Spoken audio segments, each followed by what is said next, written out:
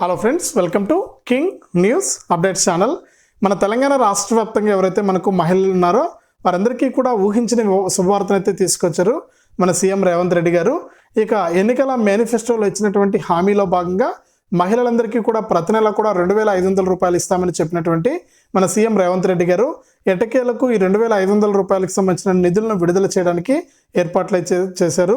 ఎప్పుడో ప్రజాపాలనలో దరఖాస్తు చేసుకున్నటువంటి మహిళలందరూ కూడా ఈ మహాలక్ష్మి పథకంలో భాగంగా ఈ 2,500 రూపాయలను ఎప్పటి నుంచి విడుదల చేస్తారు అనే వివరాలన్నీ కూడా అడుగుతూ ఉన్నారన్నమాట. వారందరికీ కూడా ఊరట కలిగించే విధంగా మహిళలందరూ కూడా ఈ 3 పత్రాలు అనేవి మీరు సిద్ధంగా ఉంచుకుంటే మీకు ఈ మహాలక్ష్మి పథకంలో భాగంగా ప్రతి నెల కూడా 2,500 రూపాయలు ఇవ్వడానికి సీఎం రేవంత్ రెడ్డి గారు కీలక ప్రకటన అయితే చేశారండి.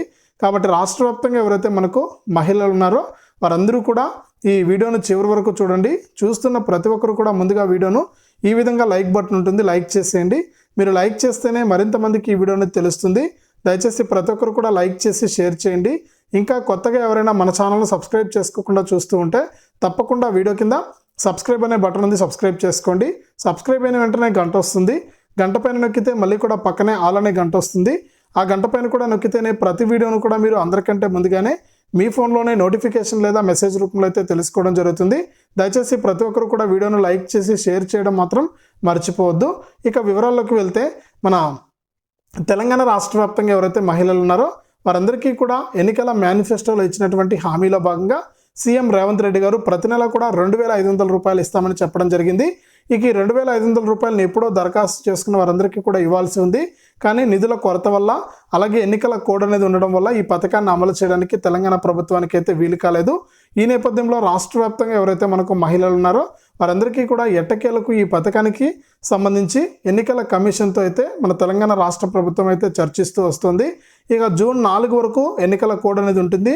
అంతలోపు మనకి ఈ పథకానికి సంబంధించిన నిధులను విడుదల చేయడానికి వీలు కాదు. ఈ నేపథ్యంలో జూన్ 4 వరకు ఉన్నటువంటి తరుణంలో తప్పకుండా మహిళలందరూ కూడా 3 పత్రాలను సిద్ధంగా ఉంచుకున్నట్లయితే మనకు త్వరలోనే అధికారులు అయితే సర్వేకి అయితే రాబోతున్నారు. ఇక అధికారులు సర్వేకి వచ్చినప్పుడు తప్పకుండా మీరందరూ కూడా ఈ పథకానికి సంబంధించి దరఖాస్తు చేసుకున్న వారందరూ కూడా ration card, Aadhaar card, bank ఖాతా అనేది రెడీగా పెట్టుకుని ఉంటే తప్పకుండా మీకు అందరికీ కూడా మనకు ఈ పథకానికి సంబంధించినటువంటి 2,500 రూపాయలను విడుదల చేయడానికి తెలంగాణ ప్రభుత్వం అయితే సిద్ధంగా ఉంది. ఇక జూన్ 4 వరకు ఎన్నికల కోడ్ అనేది ఉంటుంది కాబట్టి ఈ మధ్యలో విడుదల చేయడానికి వీలు కాదనే ఉద్దేశంతో మనకు ఎన్నికల కమిషన్తో చర్చిస్తున్నటువంటి మన తెలంగాణ రాష్ట్ర ప్రభుత్వం తప్పకుండా ఈ పథకానికి సంబంధించి గ్రీన్ సిగ్నల్ అనేది తెచ్చుకొని మహిళల ఖాతాలోకి 2,500 రూపాయలను విడుదల చేయడానికి రెడీగా ఉందన్నమాట.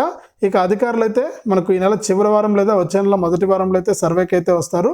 ఇక అధికారులు సర్వేకి వచ్చినప్పుడు ఖచ్చితంగా మీరు Aadhaar card, ration card, bank ఖాతా అనేది ఇచ్చేసి రెడీ చేసుకొని పెట్టుకున్నట్లయితే అలాగే మీ యొక్క బ్యాంక్ ఖాతాకు ఎన్పిసిఐ లింకు, ఈకేవైసీ అనేది చేసుకుని రెడీగా ఉంటే తప్పకుండా మీకు అందరికీ కూడా ఈ 2,500 రూపాయలను ప్రతి నెల కూడా జమ చేయడానికి మన తెలంగాణ రాష్ట్ర ప్రభుత్వం అయితే ఏర్పాట్లు అయితే చేస్తుంది. ఇది మనకు మహిళలకు సంబంధించి. ఇక మన సీఎం రేవంత్ రెడ్డి గారు అయితే మనకు లైవ్లో ఈ 2,500 రూపాయలకు సంబంధించి కీలక ప్రకటన అయితే చేశారు. ఆ వివరాలన్నీ కూడా మనం లైవ్లో చూద్దాం. వీడియోని చివరి వరకు చూడండి, స్కిప్ చేయొద్దు. మా అల్లుడు ఫుల్ పంచాయతీ అన్నారు, కానీ ఓట్ల కాడికి రాగానే దొరసాని వచ్చి మొత్తం తీసుకుపోయి అల్లునికి వేయించింది. లేకపోతే కాంగ్రెస్ కన్ను మూసుకొని గెలిచే సీటు గద్వాల సీటు. ఇప్పుడు కూడా వీళ్ళంతా గూడుపుటాన్ చేస్తున్నారు. నేను అడిగిన ఎందుకే అట్లా గూడుపుటాన్ చేస్తున్నారు అంటే, సార్ నిన్ను మహబూబ్నగర్లో దెబ్బతీస్తే మొత్తం రాష్ట్రం అంతా ఈ ప్రభుత్వాన్ని బలహీనం చేసినట్టు అవుతుంది, నీ మీద కుట్ర జరుగుతున్నది సార్ అని కొంతమంది అందులో కూడా మన అభిమానులు ఉంటారు కదా, వెనకంగా అంత కుట్ర జరుగుతున్న సార్ ఇక మేము బయట వాడలేము, షానీళ్ళ నుంచి కలుచున్నామని వచ్చి చెప్పిపోతున్నారు.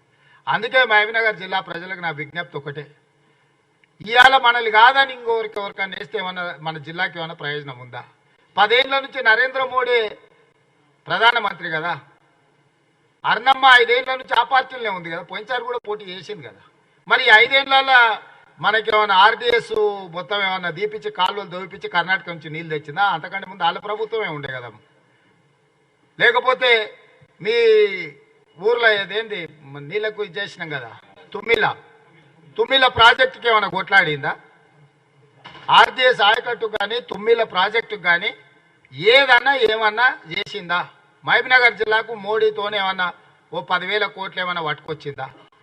మరి ఆ మొత్తం ప్రధానమంత్రినే జాతీయ ఉపాధ్యక్షురాలు ఉండే డీకే అర్ణమ్మ, జాతీయ ఉపాధ్యక్షురాలుగా పాలమూరు రంగారెడ్డి ఎత్తిపోతల పథకానికి జాతీయ హోదా తెచ్చుండొచ్చు కదా. నువ్వు మాత్రం జాతీయ ఉపాధ్యక్షురాలు తెచ్చుకున్నావు. మహబూబ్నగర్కు పాలమూరు రంగారెడ్డి ఎత్తిపోతలకు మాత్రం జాతీయ హోదా ప్రాజెక్టుకు తీసుకురాలే.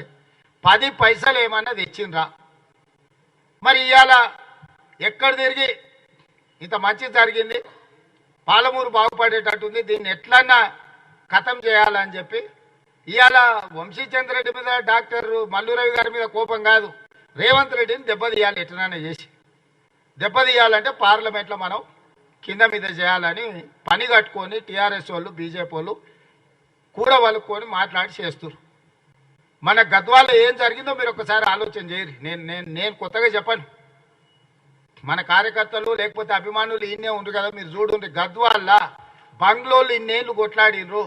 మన ఎన్నికలు రాగానే కాంగ్రెస్ ఓడగొట్టనిక బంగ్లోలు అంతా ఒకటైనరా లేదా? మరొకరు టీఆర్ఎస్ ఒకరు బీజేపీ కదా, ఎట్లా ఒకటవుతారు? ఇప్పుడు జిల్లాలో కూడా గదే బంగ్లా రాజకీయం నడుస్తుంది. ఇద్దరు అడ్జస్ట్మెంట్లా ఎట్లనైనా చేసి కాంగ్రెస్ పార్టీని దొంగ దెబ్బతీయాలి. కాంగ్రెస్ పార్టీని దెబ్బతీస్తే రేవంత్ రెడ్డిని బయట అంతా అడుగుతుంది, నీ సొంత జిల్లాల్లో గెలవలేదు నువ్వేందని. ఎందుకు మహబూబ్నగర్ జిల్లాలో కాంగ్రెస్ పార్టీని ఓడగొట్టాలి అడగండి.